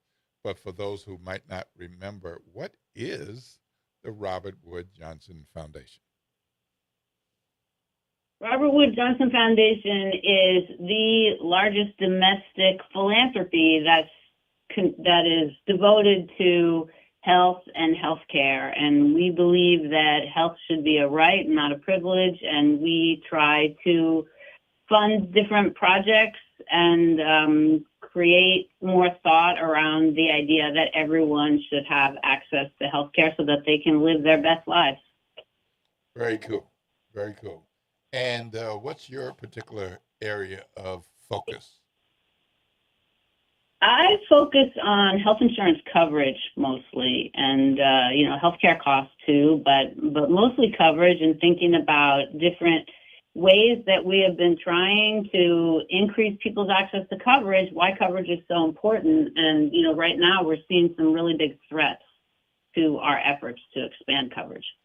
Well, June is Disability Awareness Month, and you're looking at that in at least part of the context is Medicaid. Why is this an important issue generally, and particularly for this month? Oh, sure. Absolutely. Yes. Medicaid is a really important coverage program that is the major provider of long-term services and supports and home and community-based services, which are used intensively by people with disabilities and by older adults who need extra help at home and need services so that they can stay in their homes and be healthy. So Medicaid is an incredibly important program for that. And additionally, Medicaid was expanded under the Affordable Care Act to also provide coverage to low-income working age adults who didn't have disabilities, but who didn't have access to affordable coverage. So it's a really, really important program that serves two important audiences, or, more than two really, but people with disabilities, obviously kids and moms and babies. And then we also have this newer role for Medicaid, which is a very, very important one, which is a source of coverage for low-income adults. In not every state, because some states didn't expand Medicaid under the ACA, but 40 states did, including Louisiana. I know there is, or we know there is Medicaid fraud. How widespread is it really? Do you know? I mean, or do we know? We do know. There've been some studies of fraud as a share of total Medicaid expenses, and it's low. It's less than 5%. And I think it's really important, just for context, that there's fraud in every kind of insurance. There's fraud in Medicare. There's fraud in auto insurance, home insurance, workers' comp, unemployment insurance, disability. There is some level of insurance fraud because there are just opportunities, and a lot of times it's not the policyholders, but it's other people kind of in the chain that see a way to make some money, and it's not good. I mean, nobody's pro-fraud, but I think what we're seeing right now is the importance of fraud being exaggerated by policymakers in Washington so that nobody thinks anything bad is happening to people. When in fact, millions of people are going to lose their coverage across this country, and it's not because they were committing fraud. So in Louisiana, we have quite a number of people who are eligible for Medicaid, thanks to the expansion. But not everybody who is eligible is participating. Why is that? Well, there always have been people who are not aware, maybe, that they're eligible. And then there are people who are maybe worried about sharing information, or they don't want to provide all the information that they would need to become eligible. One thing that's very sad that we've seen in recent years with this new administration and the way they've targeted immigrants is we've seen a lot of people pull themselves off Medicaid, even though there's no legal reason that they can't be on it, but they're just concerned about maybe relatives, or they're concerned about being wrongfully targeted for deportation or something like that. And we've seen people remove themselves and their children from Medicaid because they've become afraid of the government, which is something, that is a really unfortunate development. So there have always been people who are eligible but not enrolled for various reasons. Unfortunately, I think what we're going to see now is a different problem, where we're going to see people become disenrolled because of, in particular, the imposition of work requirements, which is going to start in 2027. And unfortunately, we are anticipating quite significant reduction in enrollment in this Medicaid expansion population. We estimate between 5 and 10 million people nationally are going to lose their coverage. And many of those people are actually going to be working, or are actually going to be eligible for an exemption from work requirements. But because of the red tape and because of the difficulty of the process that's going to get set up, a lot of people are going to lose their coverage even though they don't need to. So, are there things that we can do here in Louisiana to increase the number of people who are eligible and participating?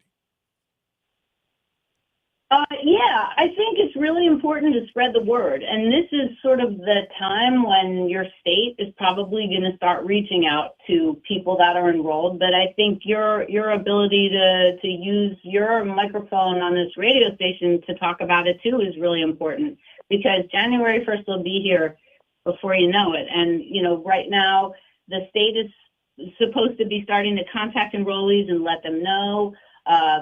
The managed care organizations are probably doing the same thing. The doctors and hospitals are probably doing the same thing. But I think it's helpful to create as much awareness as possible so that people realize, even though one might disagree with this idea on principle, which I certainly do, and we do, we don't believe that you should have to demonstrate that you're working in order to earn the right to have access to health care.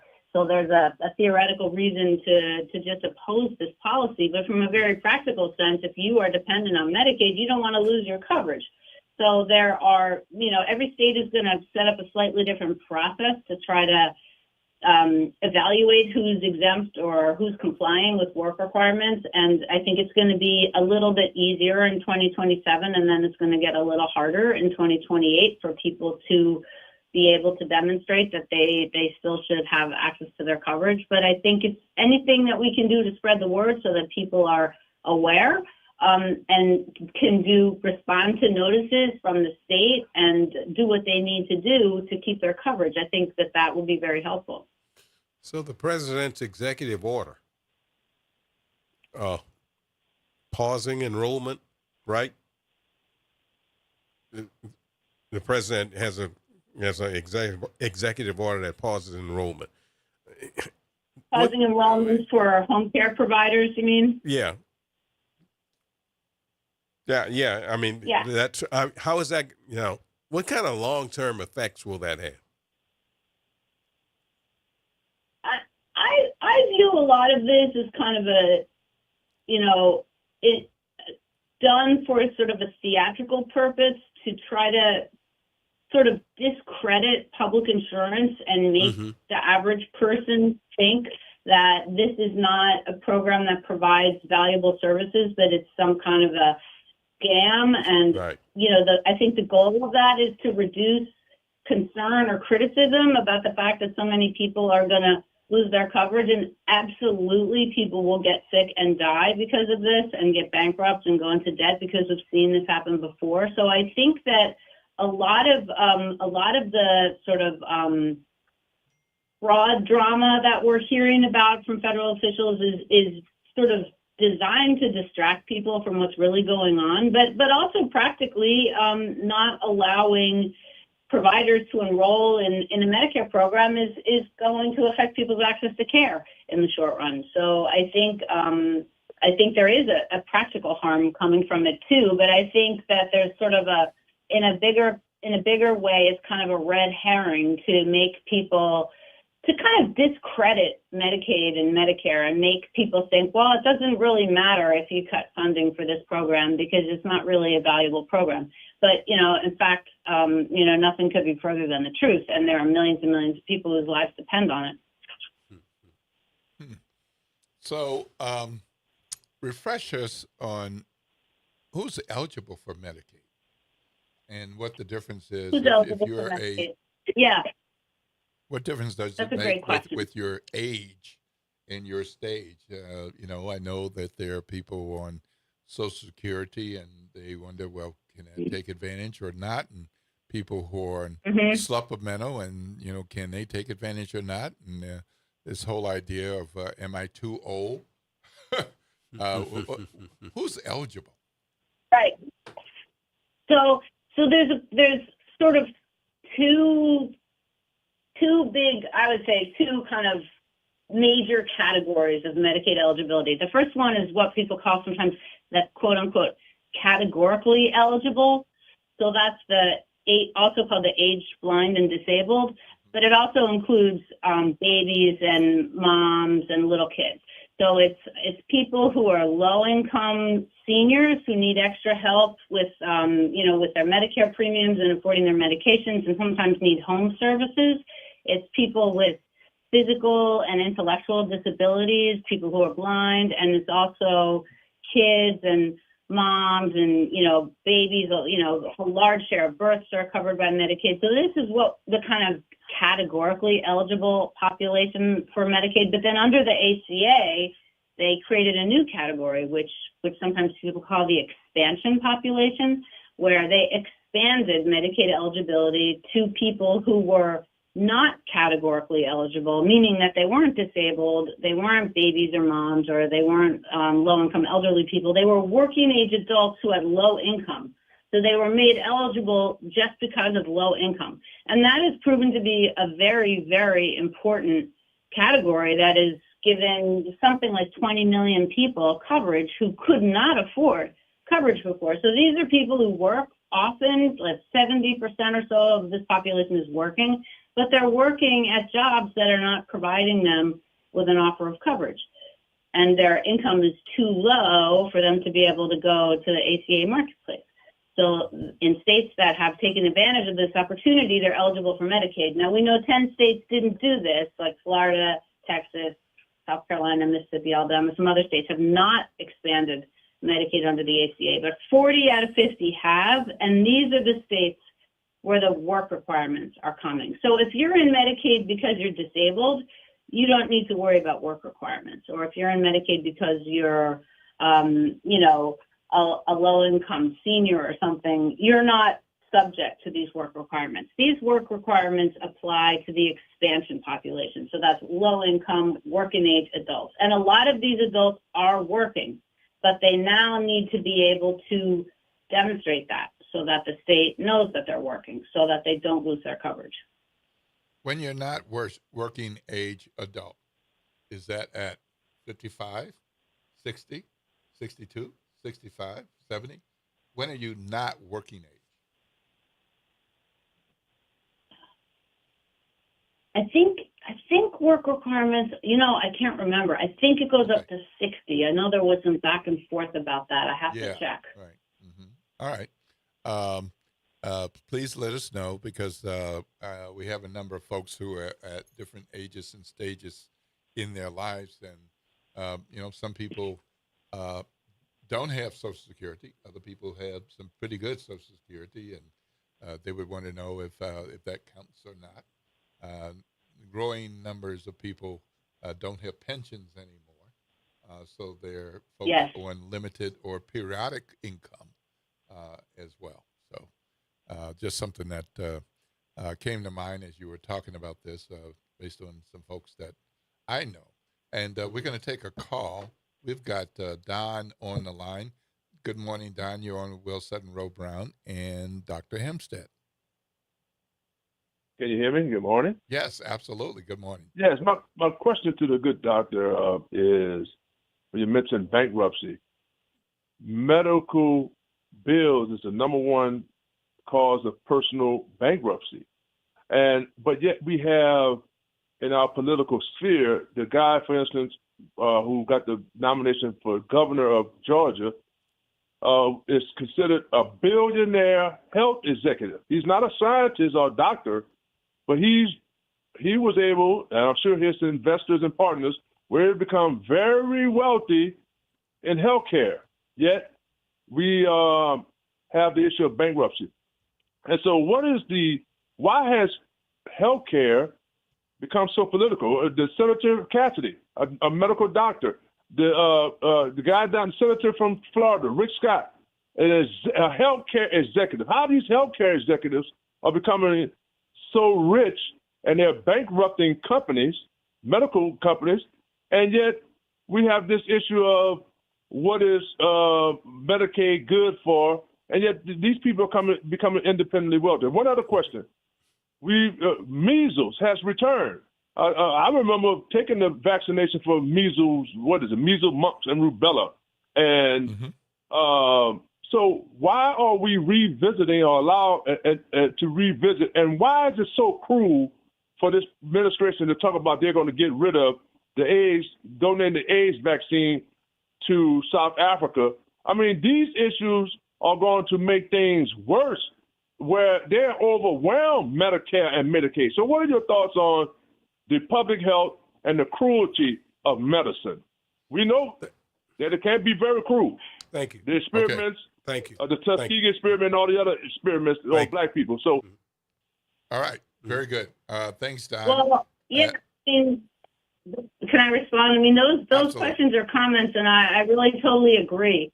I think one of the problems with U.S., I think you brought up an old problem and a new problem. An old problem with U.S. healthcare is that it costs way too much, and a lot of people get very, very wealthy in healthcare, but a lot of other people don't have access, and a lot of people end up, even people with insurance, can't afford to pay for their coverage and end up in debt and end up, as you mentioned, bankruptcy, and really have their whole quality of life adversely affected by the fact that they can't afford their medicine or can't afford care that they need. These problems are not known in our peer nations. In other countries, no one has medical debt, and we don't have as much, just opportunities for people to get incredibly wealthy in healthcare while other people are really not even able to get access to basic care. So you're talking about a fundamental flaw in our healthcare system, which is that we don't have a universal coverage system, and we have a very inefficient and costly system with a lot of opportunities for people to get rich.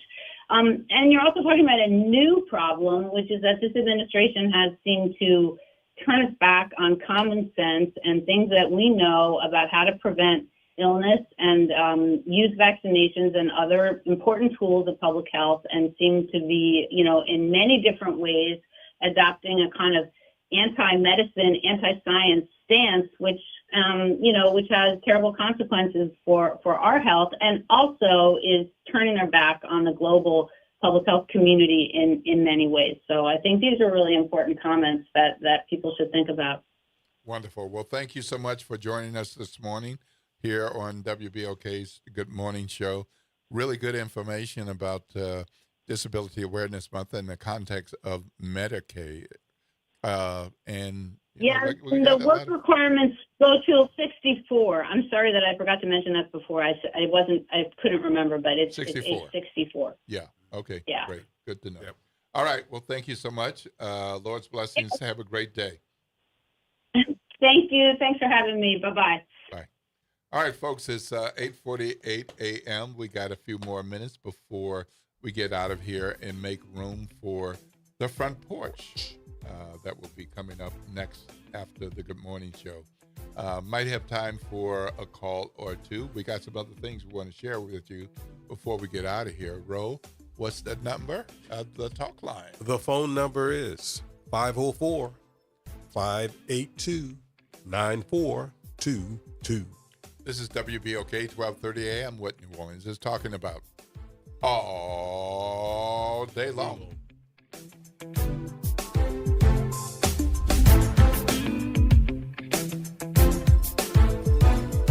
This is the Bloomberg Black Business Beat. NBA legend Shaquille O'Neal is partnering with a tech wonderland right in the middle of New York City. It's called Tomorrow, stylized as TM:RW. And it's designed to showcase the tech and innovation of the future. Robots, dog robots, holograms, headphones, glasses, meta glasses, just, it's a beautiful place to be. And I think if you're ever in Times Square, you should definitely check it out. In this conversation on Bloomberg, Shaq explained why he decided to throw his money behind the Times Square-based store. Well, I always invest in things that I first believe in and, things that are going to change people's lives. This is something that, there's not really a lot of competition out there. And I know once people come inside the store, they will love what they see and they will fall in love with what they see. Stop by and you might even see Shaq himself, or maybe even a hologram of him. A beautiful, sexy hologram. It's a hologram, a beautiful, sexy hologram. I'm Bloomberg's Justin Milliner on the Black Business Beat. It's deck days at Lowe's, and the savings are stacked. Right now, pros get 15% off all in-stock composite decking from top brands like Trex, TimberTech, and Decorators. Plus, get a free DeWalt 20-volt max 5-amp-hour battery when you buy a select DeWalt tool. The deck's stacked in your favor with brands pros trust. Our best lineup is here at Lowe's. Valid through 4/22 while supplies last. Selection varies by location. And Doug. There's nowhere I wouldn't go to help someone customize and save on car insurance with Liberty Mutual, even if it means sitting front row at a comedy show. Hey everyone, check out this guy and his bird. What is this, your first date? Oh, no. We help people customize and save on car insurance with Liberty Mutual together. We're married. Me to a human, him to a bird. Yeah, the bird looks out of your league anyways. Only pay for what you need at LibertyMutual.com. Liberty, liberty, liberty, liberty. It's off the top with Norman Robinson on WBOK 1230 AM. Just how badly did Trump trash the White House? Well, let me count the ways. The New York Times editorial describes the UFC Freedom 250 blood sports event on the White House lawn as a garish spectacle of American decline. The Independent News op-ed condemned the event as an unserious American cage fight. That's right, a $60 million UFC-sponsored brawl on the White House lawn to celebrate Trump's 80th birthday and a tribute to the nation's 250th anniversary. The country's 250th anniversary notwithstanding, this was all about Trump, along with the billionaire sycophants and others who came to pay homage to the would-be king. As a former CBS News White House correspondent, I'm accustomed to the pomp and circumstance of ceremonial receptions held in honor of dignitaries, both national and international. But I was stunned to see the People's House transformed into a beer-chugging brawl fest devoid of class and dignity. There were fights inside the ring, and then there was a drunken brawl outside the ring that resulted in an arrest. But perhaps the lowest point of the event occurred when UFC fighter Josh Hokett stood in the middle of the ring and called former First Lady Michelle Obama a man. The White House offered no apology. Nonetheless, the comment by Hokett drew widespread criticism. The remark, of course, is untrue, transphobic, and racist. But remember, Trump has also disparaged the Obamas, even posting an image of the former president and former First Lady as primates on social media. In addressing the insults regarding the Obamas and the debacle on the White House lawn, podcaster Charlemagne the God put it best, saying, "The Obamas set a masterclass standard for decency, poise, and intelligence. And now, with Trump, that bar is in hell." This is Norman Robinson, Off the Top. Hi, I'm Leo Jackson, host of Sunday Gospel here every Sunday morning, 5 a.m. to 7 p.m. and 12 o'clock till 2 p.m. You don't want to miss this move of God. It happens only on WBOK. You listen to all day long. Life has a way of shifting priorities, changing needs, and pivoting plans. Home Bank is there for all of them. Their bankers partner with you for every step along the way, from understanding your needs to celebrating your success. Home Bank is invested in the vibrant spirit of our community and in you. So partner with them. Stop on by any banking center in the greater New Orleans area or visit home24bank.com to get started today. Good for business, good for life. Home Bank, a member of the FDIC. Greetings and salutations. I am Edward B. Coulon Smith, chairman of the board of the New Orleans Regional Black Chamber of Commerce. We'd like to invite you to tune in every Wednesday at 12 noon on WBOK to listen in on Black to Business and be a part of the movement that's going on. Thank you. Good morning, wake up. The Good Morning Show. Good morning. On WBOK.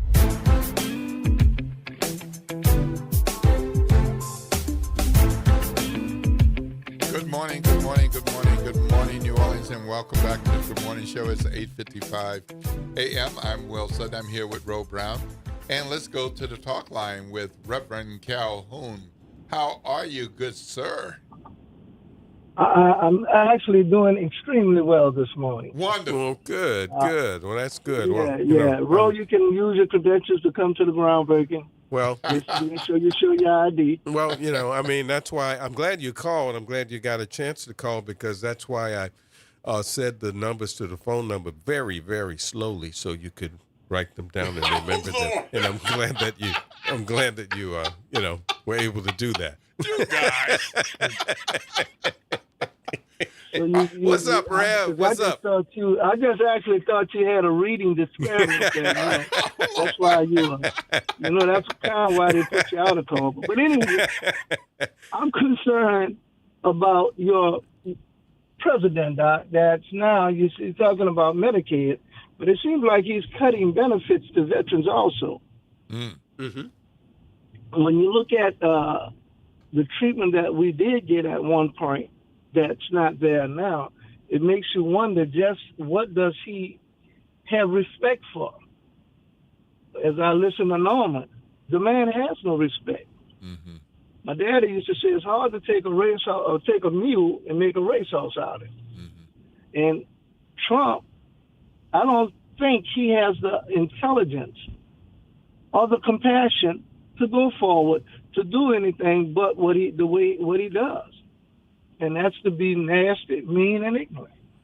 So, but I am concerned about where we are going in terms of before he completely bankrupts this country, because I just see too much money now going to other efforts and endeavorments than things that really benefit people.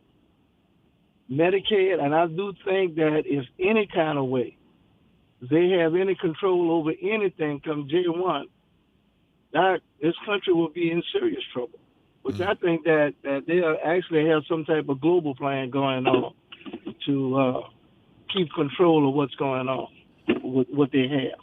Hey, Reverend Calhoun, we only have another minute or so. You mentioned some event happening at 11 a.m. What are you talking about? We're talking about the groundbreaking for the stadium that's going to be located really on the grounds of George Washington Carver Senior High School. All right. So, like I was telling Ro, even though I know he don't hold that animosity that we got rid of him. I mean, he was not allowed to continue at Carver, but we're looking forward to seeing some folks there for that groundbreaking. Yeah, now, I understand that 35 is. Well, I ain't gonna talk about 35. All right, so all right, y'all have a good day, gentlemen. Okay, before we let you go, why is this groundbreaking important? Well, this is something that got started after Katrina in terms of creating a stadium in the Ninth Ward. To have this type of academic access for the city, really, for all teams to come and play. And you know, when they come, they're not going to beat Carver, but anyway. Yeah. We're looking at now how we can start really trying to bring our communities back up. All right. Lower 9, Upper 9, New Orleans East, Uptown, Downtown. It's really time now for us to come together to move forward as a unit. Yep. And I think this is great. Yep, wonderful. We are bringing something into that area. All right. Lord's blessings. Have a great day. Hope to see you out there. Folks, it's 8:59 a.m. This is Will Sutton and Ro Brown. We're going to sign off from the Good Morning Show. And Lord willing, I'll be back here on tomorrow. Hope to see some of you all in the Ninth Ward at 11. And Judge Cheryl Howard's having an investiture at McMain tonight. I believe it's at 6 p.m. This is WBOK 1230 a.m. What New Orleans is talking about all day long.